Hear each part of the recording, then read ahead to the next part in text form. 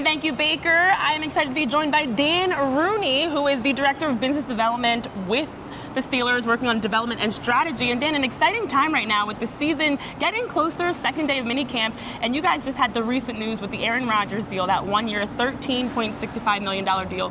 Of that, $5.85 million of incentives for postseason implications.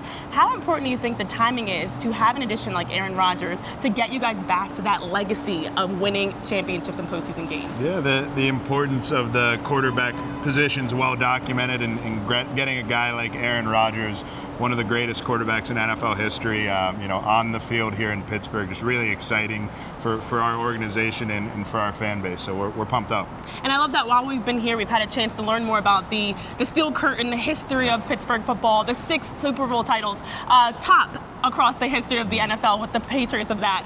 How important is it when you have DK Metcalf, Aaron Rodgers, these additions, to be able to give them on the field and off the field opportunities that help grow the Steelers franchise and what fans can experience and enjoy? Yeah, just exciting to continue to bring in, talent into the Steelers. So we are, ready to make a Super Bowl run every season. So every year's a new year, and training camp's right around the corner. So we're excited to get to Latrobe and take that step towards the 2025 season. And what I loved is last year, the valuation for the franchise actually had a 15% increase from the previous season. It seems like there's so much you guys have been doing to be one of the top franchises, top 30 in the world of sports. When you look at how the global presence has grown, the international slate of having a game in Ireland, the first time ever the NFL has a game in Ireland and your first ever regular season game there, how encouraged are you by the direction of what you guys are talking about behind the scenes to not only grow in Pittsburgh, but across the world? Sure. The game of American football continues to grow. You see the number of international games being played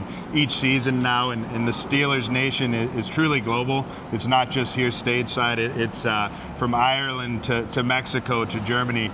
We have fans across the world, and now that we're able to bring a regular season game to international waters, to Dublin, Ireland, a place where my family hails from, and we actually played a preseason game in 1997.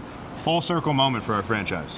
And you and your family have been such a big part of the history of the Pittsburgh Steelers, helping with the international presence, but also being able to host the NFL draft. It's been 80 years since you guys hosted the draft. It looked very different back then. How, when you look at the future of 2026 draft, much pressure maybe is there when you look at the last 2 seasons breaking attendance records of the draft to now continue to raise the bar in terms of attendance? The draft's been an incredible event for the NFL.